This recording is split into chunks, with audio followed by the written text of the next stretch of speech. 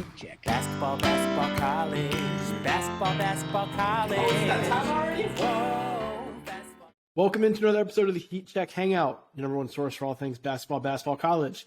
I'm your host, Brian Ralph, joined as always by my co-hosts, Connor Hope and Riley Davis. Today we're going to be breaking down the SEC Big 12 Challenge, getting you ready for a big weekend. But guys, this is also the first episode after our Final Four draft, which we did last episode. If you have not listened to it or watched it, suggest you go back and do so. Connor, I know I've been doing some thinking since then, and probably some things I would have done differently, and teams I would have drafted. I don't know if I would have drafted Penn State, for instance. But there's something I certainly would do differently. Connor, I know you have the list. Is there anything you would have done differently from the Final Four draft before we start looking ahead to stuff this weekend? I don't think there's anything specific I would have done differently. I like my Final Four draft. I might have picked Xavier instead of Texas or Arkansas, because I think that was the steal. Riley getting Xavier with his last pick of that. It looks like it. Yeah. But outside of that, I'm happy. Just for reference, right? Brian got, of the 7 Final Four picks, Brian's 7 were Houston, Purdue, UConn, TCU, North Carolina, Kentucky, Penn State. Mine were Alabama, Arizona, Virginia, Tennessee, Texas, Arkansas, Miami. And then Riley's were UCLA, Kansas, Baylor, Iowa State, Kansas State, Gonzaga, Xavier. Riley got the steal with Xavier, but any concern about UCLA? I don't think they've won since. I don't think you have won since you picked them. Right. I honestly forgot I took Xavier, and I just remembered taking UCLA, Kansas, and Gonzaga, all three of whom have sort of nosedived a little. A little bit. We were recording during the Gonzaga game against LMU, Riley, yeah. And I was updating you guys about the Gonzaga game against LMU during that. And I was like, they're fine. And then they almost lost to Pacific, too. So, yeah, not feeling great about Gonzaga, but thankfully that Xavier pick, when I was like, I got them with my last pick. Okay, I'm feeling good about that. Yeah. There's a little bit of regret that I didn't take TCU when I was just, loading up on the Big 12. I took Baylor and Iowa State back-to-back, and I think TCU, if I'd taken TCU there, both Brian and Connor said that Iowa State would have made it back to me. And I ended up with Kansas State with my pick after Iowa State, and feel okay about that, but I still would lean Iowa State with a more likely shot to make the Final Four between those two. And I'm feeling great about the Baylor pick too, though. My third pick, Keontae George has been on fire, and I'm just still there. I think they're, last I checked, number 2 offense in the country, and I'm just banking on Scott Drew and them figuring it out defensively by the time the tournament comes around. There are worse bets you could make.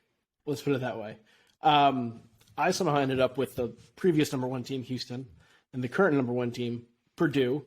I want to talk about that first before we dive into the SEC Big 12 Challenge. Houston lost. Put some things. There was a debate whether Purdue or Alabama should take their spot at number 1. Now, Houston and Purdue are the only teams that have been number 1 since UNC lost. The preseason number 1 team lost that game to Iowa State at the Phil Knight Invitational. Since then, Houston and Purdue have just swapped the number 1 ranking back and forth. There's a big push, and I think from an eye test perspective, certainly for Alabama to be in the number 1 conversation. So, Riley, I'll go back to you as you evaluate those 3 teams. How do you think they stack up against each other? And for you, who should be the number 1 team?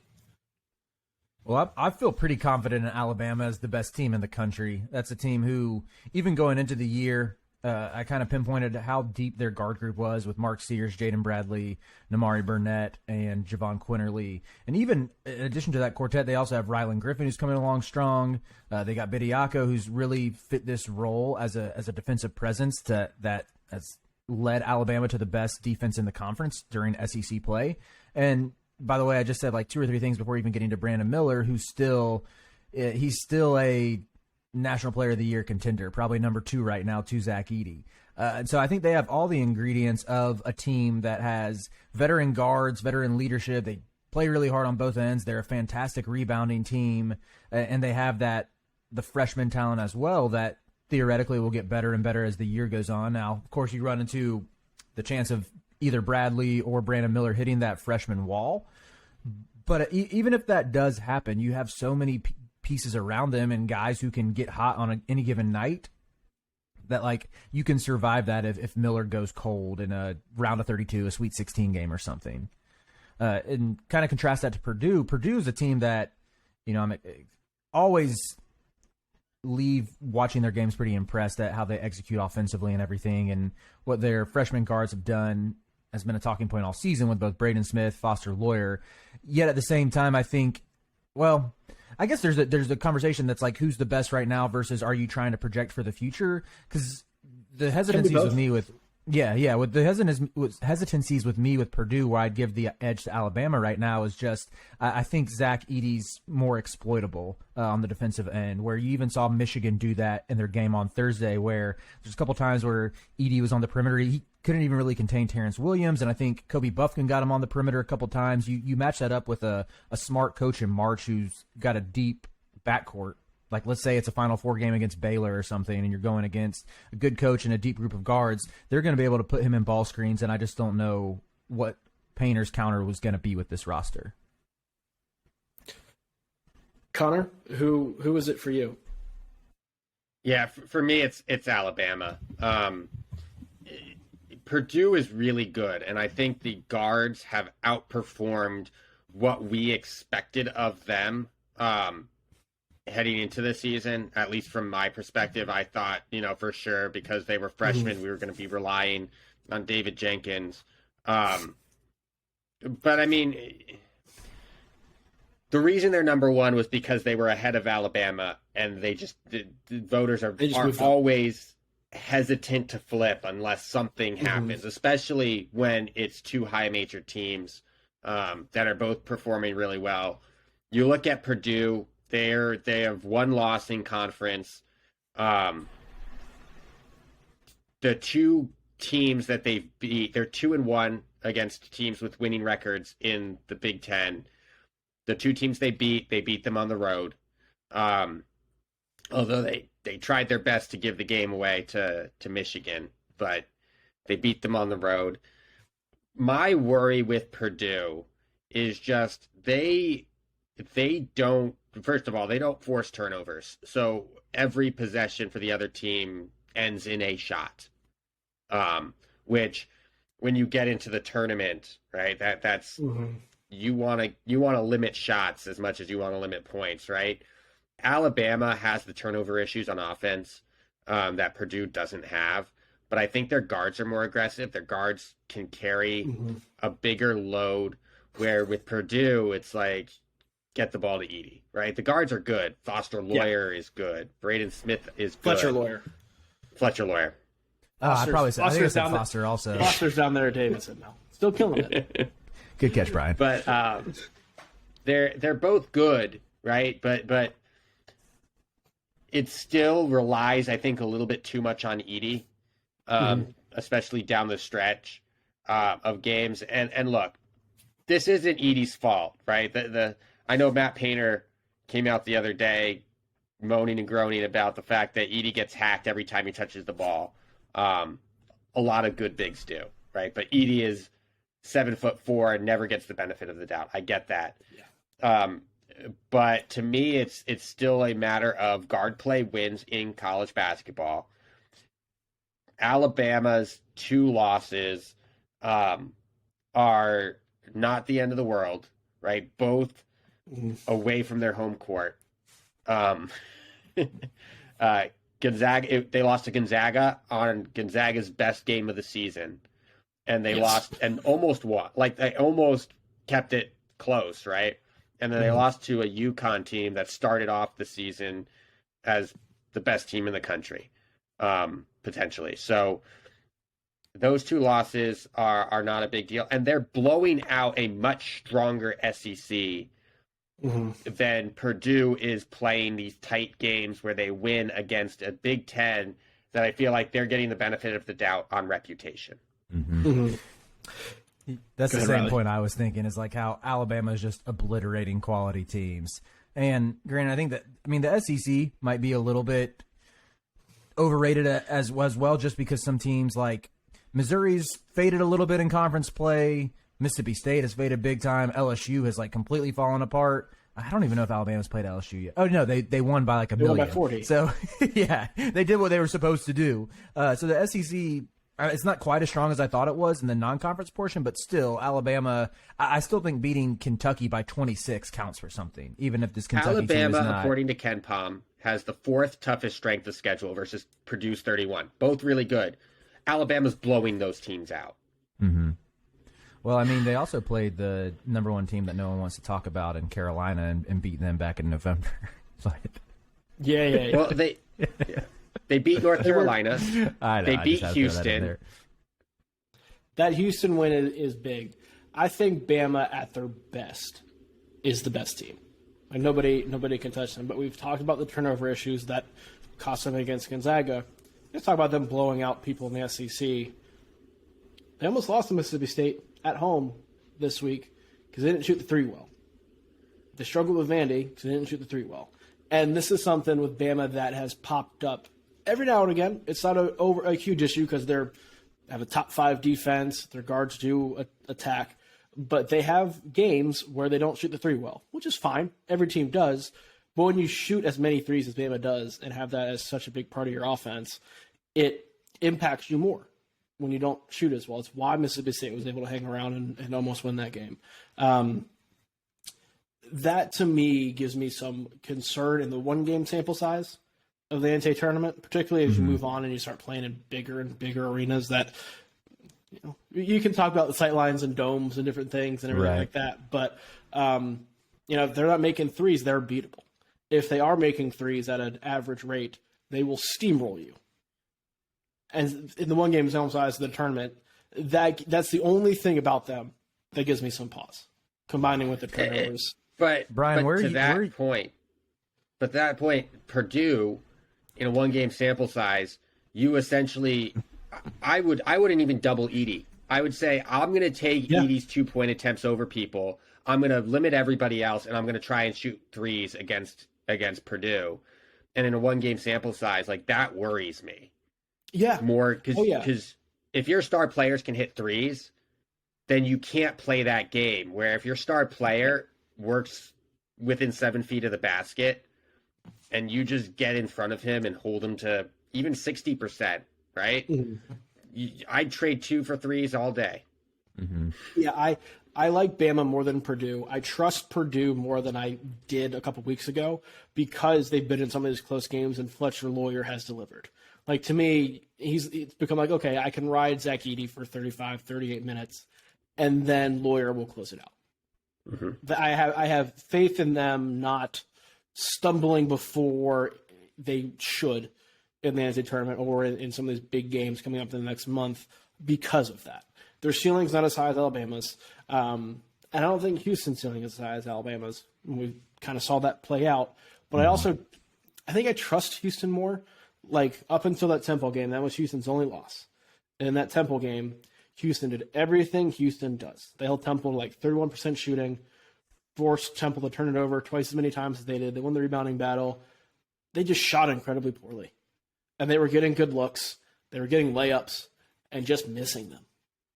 And the fact they've gotten back on track and have done everything they were supposed to do since then, and they had showed no signs of struggling like that leading up to it. To me, that lost Temple for Houston is one of those games, right? It just didn't happen. Couldn't make a shot. It's fine. It happens. It's not indicative. They have not shown a pattern of that the way Alabama has. I still think Alabama's ceiling is higher. I still think that they're the best team.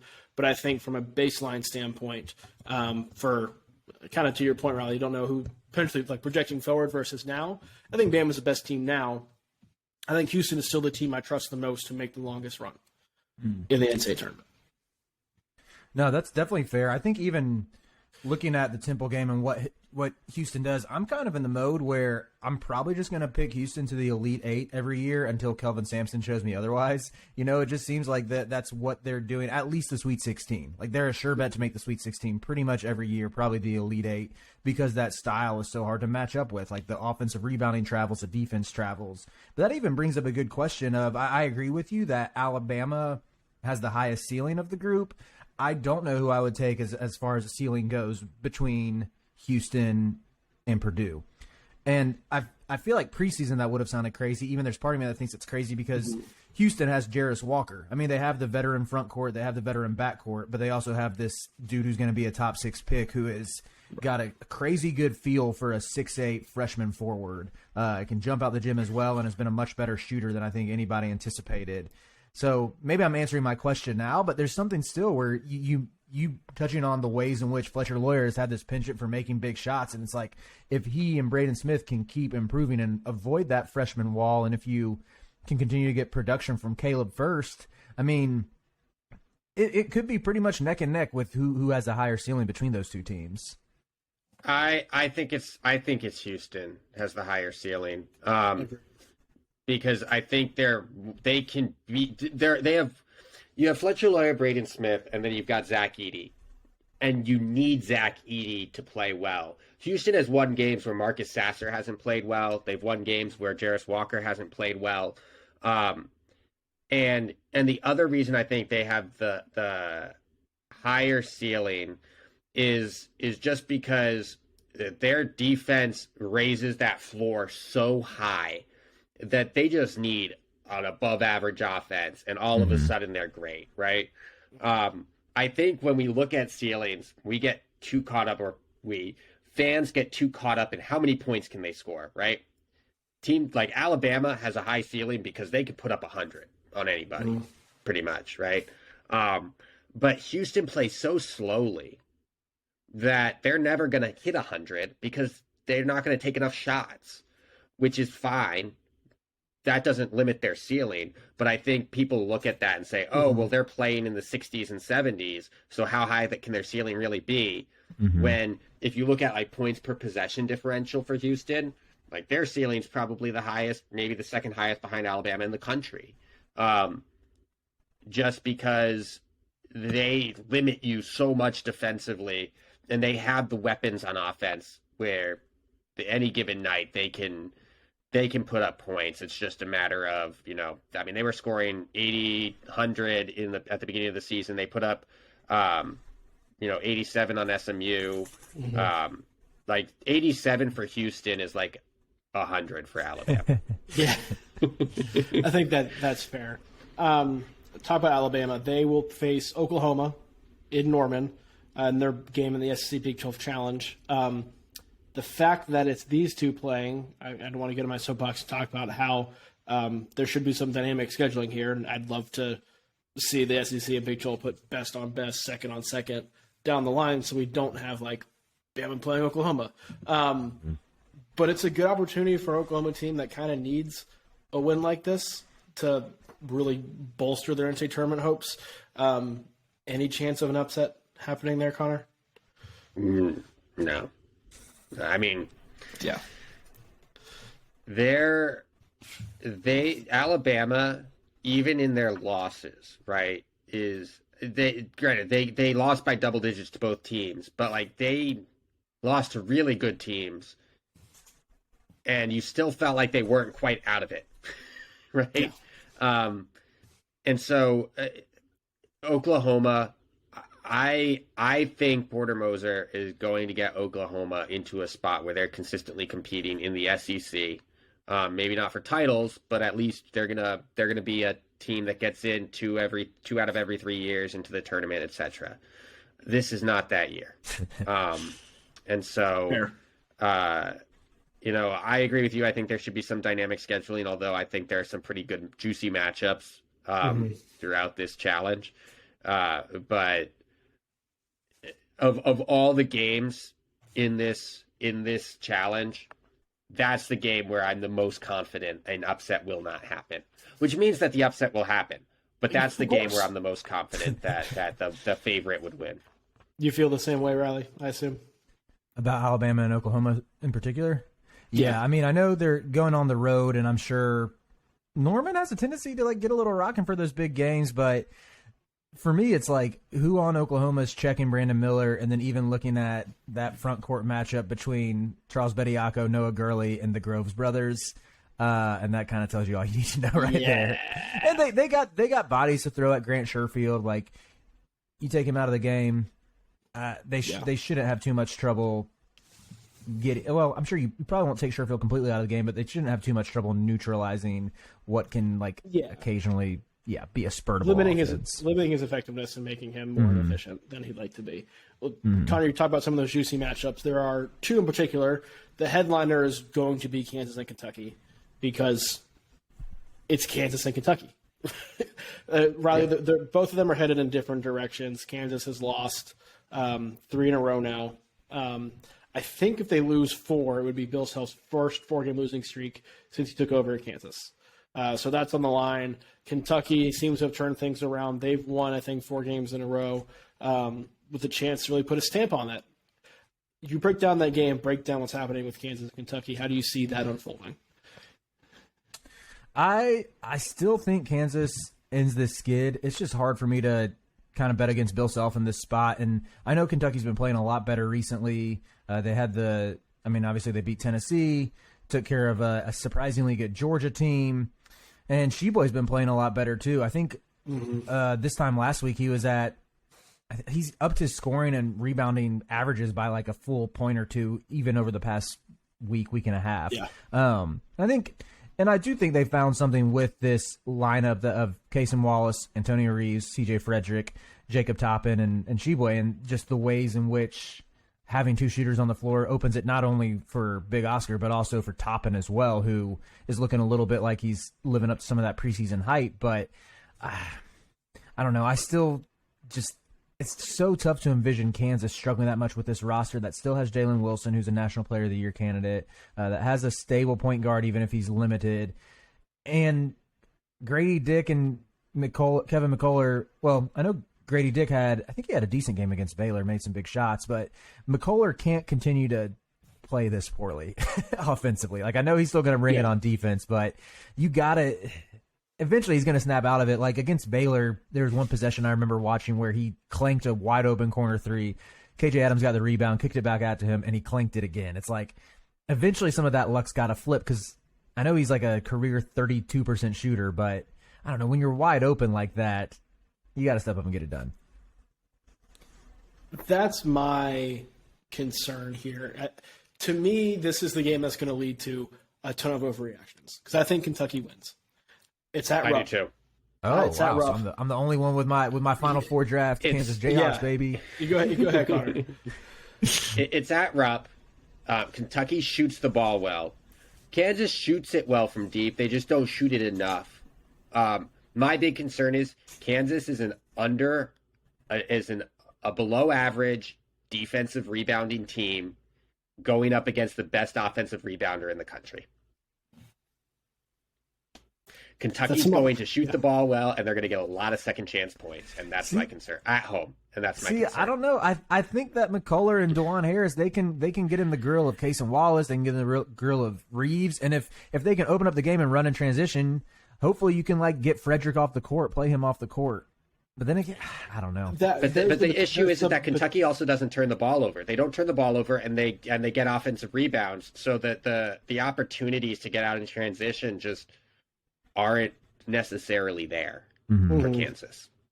It feels like, too, Kansas's offense is stuck in the mud a little bit. Like you mentioned them wanting to get out in transition and do those things, Riley. They haven't been able to. Those are things they were able to do up until a week and a half ago, really. And they'll be able to get back to do them again. But right now when they play offense, it seems like it is either Jalen Wilson or Grady Dick or nothing. Like they have kind of stopped sharing the ball. They've gotten in a rut. They've gotten to a point where it becomes, okay, these are our go-to guys. They're established. And it feels just by watching them, everybody else has scaled down their aggressiveness because they know that they should get it to Jalen Wilson or Grady Dick. And Wilson and Dick have been phenomenal. They're excellent offensive players, and I have no problem with them taking majority of Kansas' shots. That's what should happen.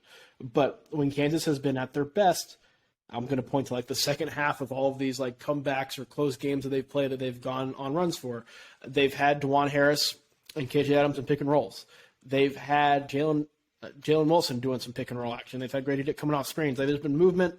There's been a lot of McCullough in transition. That's when he has done a lot of his scoring because he is such a poor shooter who will clank him from the corner. He's a career 29% shooter, so maybe he's not just going to snap out of these missed corner threes. No. But he needs to attack, and he's not right now. Juwan Harris is somebody who will always look to pass first. That's one of the things he does incredibly well. But they need him to be a little bit more aggressive. Not necessarily scoring more, but be more aggressive. They need KJ Adams to get back into the way he was playing a couple weeks ago. And all of that will happen. I just don't think it'll happen against a team where you have one of the best bigs in the country. KJ Adams has been great. You guys know how much I love KJ Adams, and I'm big of a fan of his game I am. Shipway wins that matchup every time right now. And Kason Wallace is, I think, more talented than anybody Kansas has on the perimeter. Add those shooters in there, newfound depth, just the fact that it's in Rupp. And Kentucky did this around this time last year. If you remember, I don't remember. I don't think it was. Yes, it was. It was at Kansas, where Kentucky went into Kansas, the SEC Big 12 Challenge, and won by like 20. But they were up by 30 plus. One calendar day after it's happening this year. It was the 29th of January last year, and the 28th this year. They put a huge stamp in our. That was the time where everyone's like, "All right, Kentucky's back. They won a championship. What's wrong with Kansas?"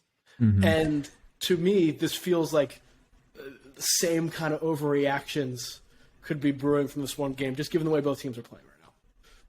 do you think there's any sort of emotional lift that like getting annihilated in your home building can sort of put Kansas over the edge? Like maybe McCullough decides today's it's going to be one of the days where he goes 1 for 3 from 3 or something. Or Grady Dick. Well, I guess Grady Dick wasn't there last year, but neither was McCullough. Neither was there were quite a few people. Yeah. Or that weren't playing, right? Mm-hmm. I think maybe, but this is also the same Kansas team. We're not used to seeing lose 2 games in a row.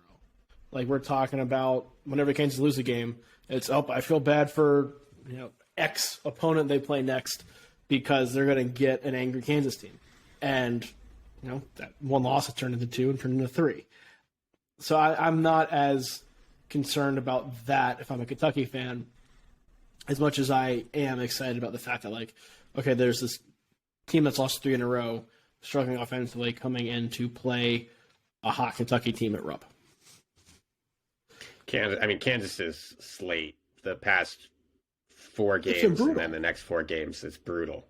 Whole Big 12. I mean, it's the Big 12. Right, but this slate where it's like Iowa State, Kansas State, TCU, Baylor, Kentucky, Kansas State, Iowa State, Texas is just even for the Big 12. They don't get any of the West Virginias or the Texas Techs or the Oklahomas there. Yeah. I'm looking back at Kansas's schedule, and I was reminded they beat Texas Tech by 3. They squeaked by Oklahoma at home, and maybe y'all are right. Maybe I'm waffling now, looking at. Glad we could bring you around. They beat Oklahoma State by 2 at home. They should have lost to Iowa State. Iowa State played their butts off that game in Fog Allen, and but Kansas is a good team. Kansas is a good team, but they are struggling, and I think we're probably a little bit inflated because they're the defending national champions and we're able to win those games against teams we now know aren't quite as good. Well, we also thought that KJ Adams was just going to be this Swiss Army knife type big man throughout the rest of the year, and he sort of faded into oblivion. I know what made you what made you so high on him, Brian? I know you were banging the KJ Adams drum a couple weeks ago as an All-American possibility next year. For next year. Defensively, what he provides is athleticism. He can guard bigs with his strength and leaping ability, switch on to guards, no problem. Like now Kansas switches 1 through 5 defensively. They're good defensively because of it. He's done well with pick and roll. He's shown more touch on his jumper, good around the rim. Like he's not somebody who is going to be a superstar, but he can thrive in the role that Kansas needs their bigs to play. And he's also going to get playing time because Kansas has no other bigs. It's why he was there in the first place. So he's gonna put up numbers.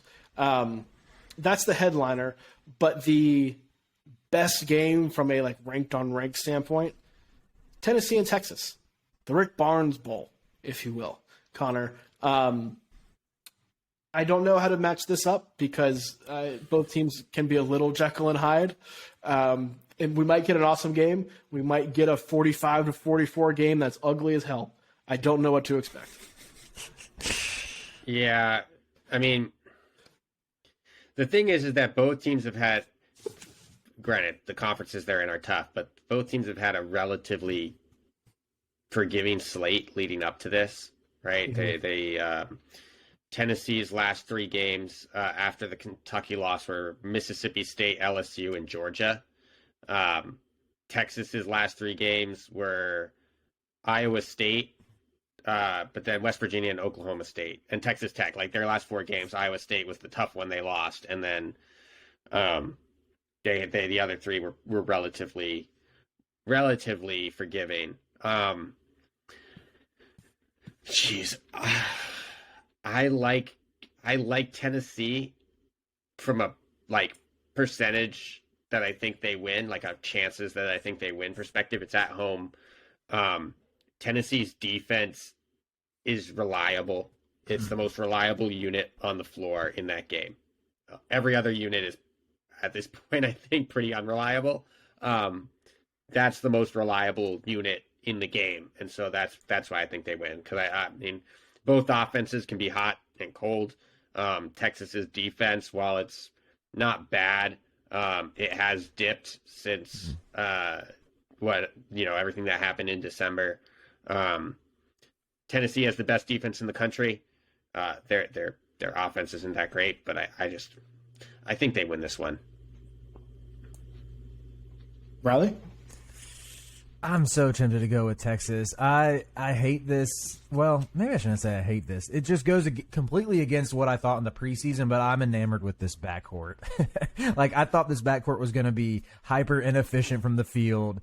Even though I like Tyrese Hunter as a player, I think he's a terrific defender and a good floor general in the sense that, really good passer, really good at taking care of his teammates, getting them set up. But Marcus Carr has been, shattering his previous efficiency numbers. He's shooting over 40% from the field, over 40% from 3. I want to say he's at 44% from the field right now, which he's never gotten anywhere close to that, and he's still averaging 17 points per game.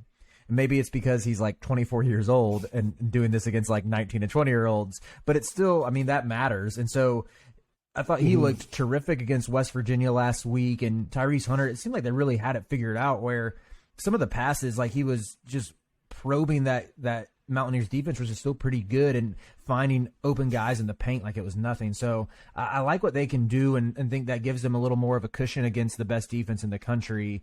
But ultimately, I'll still probably lean Tennessee just because of the home factor of it all. And I think Tennessee's able to, if they need to, they can win ugly. They can make it a game in the 50s, and they're very comfortable at playing at that pace. I would be shocked if Tennessee does what it's been doing to these weaker opponents and wins by double digits to 20, 30, 40. I think they beat Georgia by 40. But, yeah, so I'd give a slight lean to Tennessee, but that Texas backcourt, if they're on, they have the goods to beat this team. That's how Tennessee is an efficiency darling, is they beat the snot out of the Western teams they play that they should beat. To me, this is a toss-up. I talked about it before. I think both are going to be really good defensively. If it was in Austin or on neutral court, I think I'd take Texas, and I don't really think twice about it. Because it's at Tennessee, though, you're going to have that defense playing at its best. I think you're going to get a better offensive performance than you sometimes can get at Tennessee. To me, this feels like we talked about kind of the overreaction statement win for Kentucky. It's not going to have the same kind of overreaction, but to me, this is the statement win for Tennessee to solidify that, at least in the broader discussion, solidifies them as one of the nation's best teams and puts them in contention for a 1 seed before they inevitably lose to an 8 or 7 in the NCAA tournament, because that's what Tennessee does. To me, this is the peak of that trajectory, and then everything kind of starts falling off a little bit for them as they get into SEC play a little bit further. So Tennessee's good. I think they have they're going to have enough offense to win this game. The result of it, unless it's a blowout, but either way, which I don't expect, I don't think it's going to swing my opinion of one team either way. Some of the other games, I think the other big one, Arkansas and Baylor playing each other. It'd be great if we had a fully healthy Arkansas for this matchup. But we talked about it on the Final Four draft when Connor picked Arkansas, that this is the time when Arkansas turns things around. And they've won a couple in a row now. If you want to put a stamp on it, you beat a Baylor team that's turned things around on the road. I think this is in Waco. So, Connor, is this the continuation of Arkansas's turnaround, or does Baylor keep things rolling? Both. I Okay. think Baylor wins this game. So I think Baylor wins this game. But, I mean, if you look at the way that Arkansas lost when they were losing 5 of 6, right? They lost to Auburn by 13. They lost to Alabama by 20 or 15. They lost to Vanderbilt by 13. They lost to Missouri. And so I think they keep it close against Baylor, 1 or 2 possessions. But at the end of the day, Baylor's fully healthy. Baylor's rolling. And I just don't see them losing this game to a team that's not fully healthy, that's still on a turnaround. And until I see Arkansas beat a good team, I'm not going to, especially a good team on the road or away from home, I'm not going to trust it. Because if you look at their wins, right, the only team that you could consider a good away from home win for Arkansas is San Diego State back in over Thanksgiving. Right. So yeah, so I'm leaning Baylor until I see and I think granted, Arkansas is still, it's one of my Final Four teams. I think they turn it around. I just don't think this is the game where you see the results of that. Riley? I would lean Baylor by double digits. I think Baylor might blow them out. Yeah, I know Arkansas has 2 wins in a row over Ole Miss and LSU, but that's just not something that moves the needle much.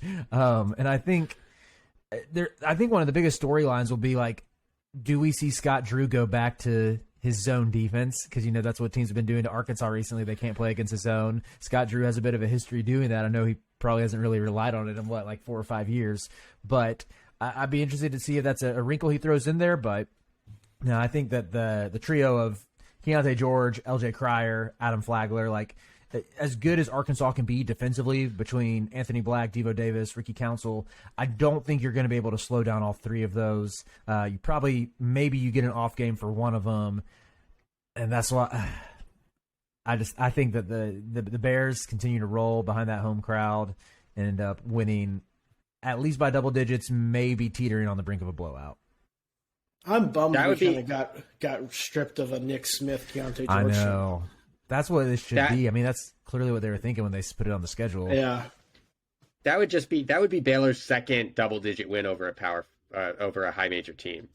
So I'm not sure I'm willing to go double-digit win. Wait, really? They beat UCLA by 5. They beat Gonzaga by 1. They beat Washington State by 6. West Virginia was a 5-point game. Oklahoma State's the double-digit win, 16. Texas Tech was 7. Oklahoma was 2, and Kansas was 6. See, this is why I don't bet. I just go with my gut and don't look at any facts to back this up. I'm like, oh yeah, they'll win by double digits. Not going to let you just gloss over the fact that you just slid WCC, don't play anybody, Gonzaga in there with the other high major teams. Well, if I'm talking Washington State, I know. Gonzaga belongs in the conversation. Dang, they really did only beat Washington. How did they only beat Washington State by 6? That's how did Washington State or was it beat Arizona by a bunch? Yeah, right. Oh, that was it was a neutral court game. It wasn't in Waco. That's a good point, because to me this felt like the kind of game that's close for 37, 38 minutes, and then Baylor kind of pulls away at the end with just a couple of Keontae George plays being at home. Probably falls in line with a 7-8 point victory. So, yeah. Conversely, though, how many Power Conference teams has Arkansas lost to by double digits? I feel like they've had a lot of double-digit losses recently.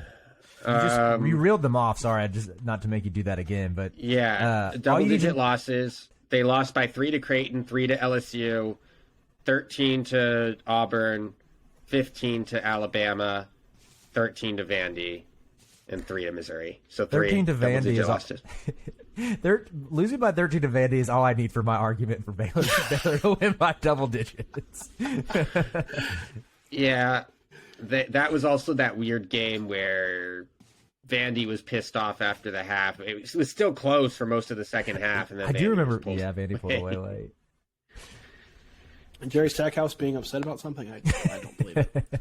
No, but it was the I'm going to walk over the Vandy player game. Oh yes, yeah. Good call. That was a good pull. Right for Jerry Stackhouse to be mad about. Yes. 2 ranked teams going on the road. Do we expect Auburn to have any trouble at West Virginia or TCU to have any trouble? They're going to lose to West Virginia. Calling it now. Okay. Why? Because Auburn's not that good. Like not West good, Virginia, not that good away from home. Right, and West Virginia has lost a bunch of recent games. Right, they lost on the road in overtime to Kansas State, lost on the road to Oklahoma State, lost on the road to Oklahoma. The Oklahoma State game losses aren't great, but again, on the road in the Big 12, and then they lost to Kansas, Baylor, and Texas at home. And so you look at their record, doesn't look good, right? They do have the home win over TCU. They are just kind of a middle of the road team that is, they could make it in. Their resume doesn't, I think, fit the level of play that they can play at. Auburn turns the ball over a ton, and they don't shoot the ball well. And they're relying on defense, but you look at the teams. They're 6-2 in conference, right?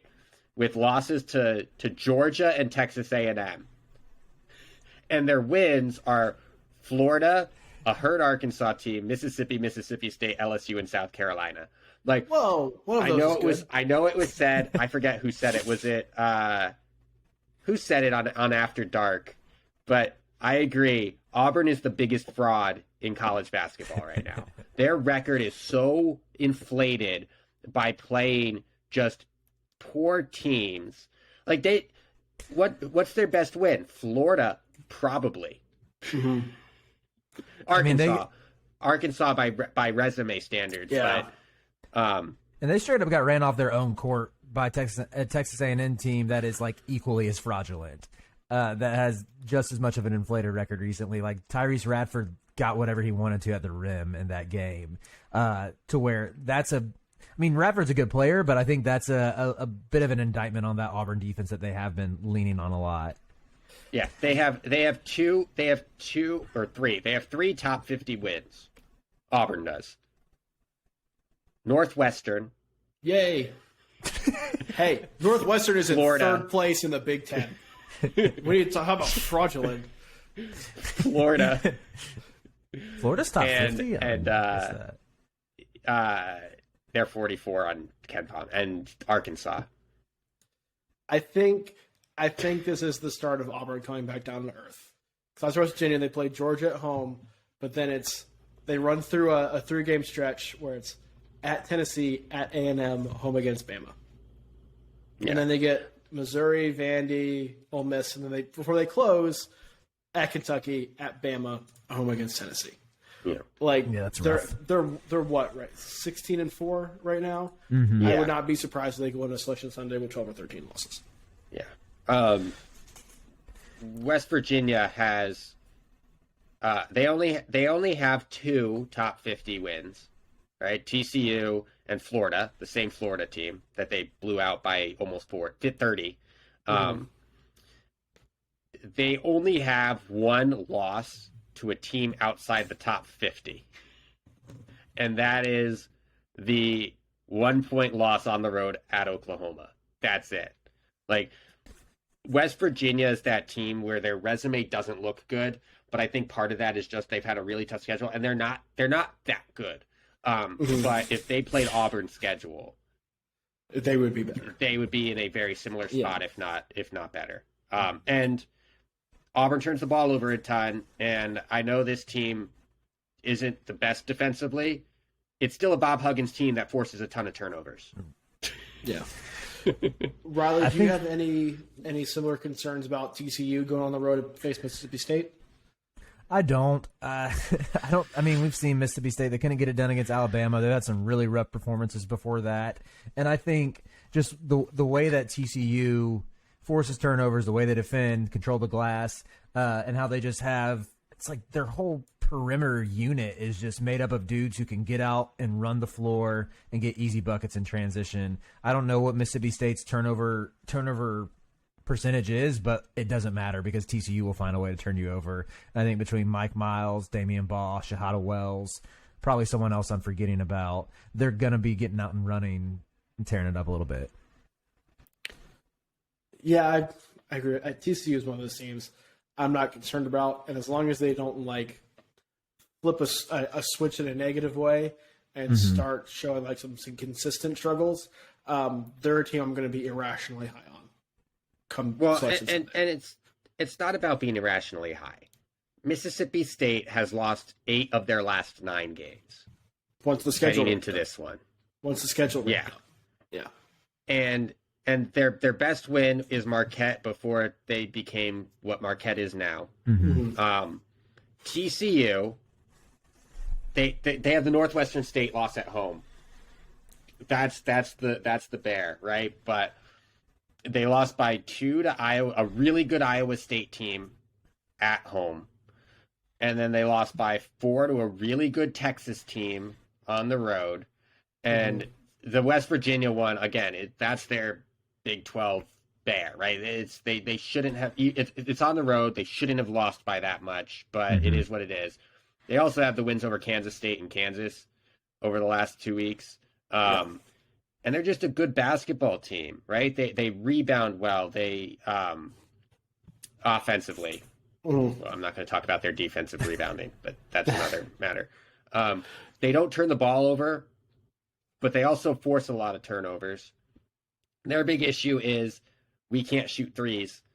But, again, to beat Mississippi State, you don't have to. So. Right, someone tells me Mississippi State can't really shoot either. They can't. No, they're worse. Yeah. They're 353rd in three-point percentage. Oh, solid. Bottom 10. TCU has tried to mitigate that, too, by running as much as possible. Yeah. And that's done really well for their offense. Mississippi State, judging by the numbers, they're basically a much worse version of TCU. They're 10th in defensive efficiency, 16th in offensive rebounding percentage, and like Connor said, 353rd in three-point percentage. They shoot 28% from 3, 48% from 2, and 62% from the free throw line. Oof. Offense is not good. Offense is not good. There are, I think, a trio of other games. I think there's 3 that we haven't talked about that just get your guys' thoughts on. Iowa State at Missouri, Ole Miss at Oklahoma State, Texas Tech at LSU. Okay, I guess there's 4. And then Florida at Kansas State. There's only 3. Seriously, we're not talking Tech. LSU. We don't even talk about Tech LSU. So I was looking at Texas Tech's schedule after they lost to West Virginia at home this week. They fell to 0-8 in Big 12 play. Texas Tech has one more home game against the unranked team, and it's the last game of the season against Oklahoma State. And just looking at the schedule at large, if Texas Tech does not beat LSU on Saturday, there is a good chance Texas Tech does not win a game the rest of the season. They're not going to beat LSU. They should beat LSU. But LSU is so bad. So is Texas Tech. Tech is. Okay, so all right, we've already spent more time on this game than I wanted to. That game aside, Texas Tech will win that game, but it's that not game gonna be aside, Florida at Kansas State, Ole Miss at Oklahoma State, Iowa State at Missouri. Riley, any of those 3 you feel like have intrigue beyond the fact that it's a basketball game on TV? I'm intrigued by Florida and Kansas State for sure. I mean, you have the Keontae Johnson storyline there where he's playing against his old team. Obviously, I don't think he left on bad terms or anything, but I wonder if there's going to still be any sort of desire for him to like ball out against his old team. And I think Florida's been playing a little bit better recently, and their defense has been stronger. That's kind of been the calling card this year. And I mean, Kansas State has had moments where it's been unstoppable offensively. So, yeah, curious to see how that plays out. Connor? I am interested for the Missouri-Iowa State game. You know, I think it'd be a different story if Iowa State was hosting that game. Just from the perspective of Iowa State doesn't really lose at home, and I think it'd be tough, but Missouri has a really good offense, right? A really good offense, but their defense is lacking. Iowa State's offense is better than Missouri's defense. Again, they're on the road, and in road games this season, true road games this season, they're 2-3. Not great. Granted, you know, against really good teams. But they have the loss to Oklahoma State. They have the loss to Iowa on the road. And in those games that they lost on the road, Kansas State hit 60, but they failed to clear 60 in those losses. And if they can't hit 60 against Missouri, that's when you start to get into that territory. Like Missouri could win that game, right? If they can hit 70 against Missouri, like I think that it's going to be really tough, just because their defense is so good. But if they can't clear 60, like that's where maybe not double digits, but that's where you start to talk about like it's an overreaction game, right? It's Missouri could win that game by 8-10, because it's a true road game for Iowa State, and they're actually good at neutral site, but the true road games have been a struggle. And you overreact a little bit to that win, even though it's probably a little bit closer than you might think. To me, these three are about one side needing a victory, right? Missouri is 3-4 in its last 7 games. If you're able to beat Iowa State at home, that kind of firmly stamps, I think, your tournament resume, where you can struggle down the stretch and not worry about your chances of making the NCAA tournament with a win like that. Florida, if you're able to beat Kansas State in Manhattan, that suddenly turns you into, okay, your NCAA tournament chances look a lot different than they do right now. Oklahoma State, we've talked a lot about the Big 12 potentially getting 7 or 8 teams in. It shrunk from the whole conference getting in. There are 6 for sure. The top 6 in that league: Kansas, Kansas State, Baylor, Texas, Iowa State, and somebody else I'm forgetting right now. But Oklahoma State can be that 7th or 8th team, just based on how strong the metrics are going to be by playing in the Big 12. But you can't lose to Ole Miss, right? Especially at home in Stillwater, you can't lose that game. So, to me, those 3 have that intrigue where if it's close, if any of them are close, it becomes, okay, this is something that could be very impactful. But I think there's just as good of a chance that all 3 of them are blowouts. Yeah. So, before we get out of here, we have not done this in a while, but we have traditionally closed every episode with a bold prediction for the weekend, with this being the SEC Big 12 Challenge. I think it makes sense to bring it back to give a bold prediction for the SEC Big 12 Challenge. Connor, I will start with you. What is your boldest prediction for what we're going to see from these games? Don't start with me. I'm not ready. Go to Riley first. I'm trying to think about it. All right. I got 2. Bring them. My guy, Gabe Kalsher, and the Iowa State Cyclones, who I drafted in the Final Four draft and will be standing for the rest of the season. They're going to drop 90 points on Missouri and a 15-point win on the road. They're going to put the clamps on Mizzou. Kalsher and Grill, both going to hit a bunch of threes. That's the first one. Second is turning into the game in Lexington. Grady Dick goes off for 25 plus points. Kevin McCullough hits not one, but 2 3-pointers, and the Jayhawks get it done in a close one in Lexington. Mine is going to be similar to that. Right? I think Kentucky beats Kansas. I don't think it's a blowout, but I think it's convincing. And then I think all the talk next week is if Kentucky is the best team in the country now.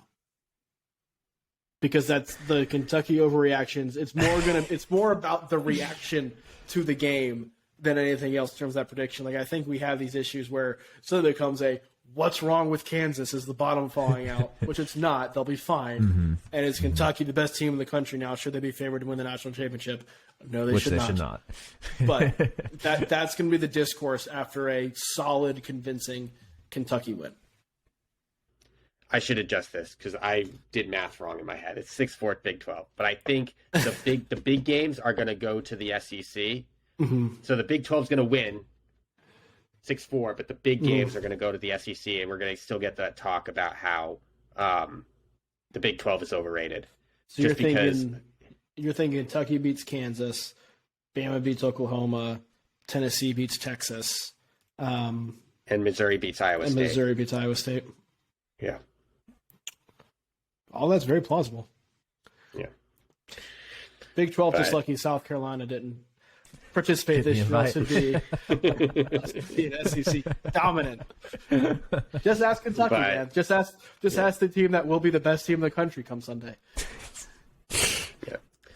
But I mean, honestly, I think this the one thing I hate about the challenges is just that, right? You've got all these results. They're not necessarily like fair, right? Mm-hmm. You've got Kansas is playing an unranked Kentucky, but it's Kentucky's playing well now, right? And Baylor gets Arkansas, and Iowa State gets Missouri, right? Those should be wins for the Big 12, but they might not be. Those are probably the three of the top four. Texas gets Tennessee, so like they get like the second tier SEC teams that just like can beat them, and a couple of those are on the road. And then you've got like there's no shot that Alabama gets upset, right? And LSU gets a home game against the worst team in the Big 12, and Florida and Kansas State, like that Kansas State should win. It's at home, but like that's another one where it's like I just don't like the matchups all that much at the top for the Big 12. At the bottom, it's fine, right? That's where the dynamic scheduling should have come into play, and we would have a true challenge. But this being the last year, that's the Big 12 challenge. What would your matchups be? That's an interesting thing. Yeah, I think you take the standings either 2 weeks out, 3 weeks out. So you have to have some time for ticket sales, whatever, and go whether you want to go conference standings. I know it will still be early. Do net rankings or KenPom rankings, Torvik, the T rank, and just go best on best, second on second, third on third, right? So I think if you're looking at it, you're getting Kansas and Bama. Well, I guess Kansas and maybe you're getting Texas and Bama. You're getting Kansas and Baylor. Like you're still getting these high profile matchups, the big names against each other, but you're getting more quality matchups as opposed to a Bama Oklahoma or a TCU Mississippi State, right? Now suddenly TCU is going to play Tennessee, right? To me, though, you get more of those matchups as opposed to just the big name Kansas, Kentucky, and then that really good Texas, Tennessee matchup. Like I think you expand it to 3 or 4, maybe even 5. Oh, that's a big game kind of games. Yeah, I would probably go. I would keep Kansas, Kentucky, just because I think the eyeballs on that. You can't not do that. I would probably go. I would go Baylor, Alabama. Texas, Tennessee is fine. West Virginia. I actually really like that West Virginia Auburn matchup because I think that's where a lot of this. It's the first game, right? Would you take Auburn in Lubbock against Texas Tech? Would you pick Auburn to win that game? I mean, yeah, but like, I just don't know where the bar was for like your Auburn fraudulency. If it was that far, or if it was at West Virginia. No, I just think West Virginia is better than their record would indicate. Yeah. Texas Tech is now out of the top 70 in Ken Palm for a reason, right? West Virginia's up to 21. Are they a top 25 team? No. But I don't think Auburn is either. Yeah. So that's fair. I just didn't know how far your Auburn, like how far down it went before you're like, no, Auburn fits in here. No, but I also think part of it too is just the matchup. Like I think West Virginia is a matchup nightmare for Auburn. That makes sense. Yeah. I don't even know what my bold prediction was anymore. But SEC wins all the big matchups. All the big games, and I think they also win some of those games in blowouts. And then Big 12 wins the other games, but it's closer. Mm-hmm. I like it. Well, we'll all be sitting on our couches watching, enjoying it as the calendar gets ready for February, and the NFL playoffs winding down. We're getting into prime college basketball season, where college basketball kind of takes center stage. This is when it gets fun, and it starts this weekend. And then you get to March, and people find out about Florida Atlantic, and Illinois breaks loose. But go Owls! No, they'll hear about our city and College of Charleston. But real ones know FAU's better team. That'll do it for this episode of the Heat Check Hangout. Thank you guys very much for listening or watching up on YouTube. If you're watching on YouTube, make sure you like, subscribe, review, all those things every podcast tells you to do. They help. We need that as well. For our co-hosts Connor Hope and Riley Davis, thank you all very much for listening or watching. I'm Brian Ralph. We'll talk to you again next time.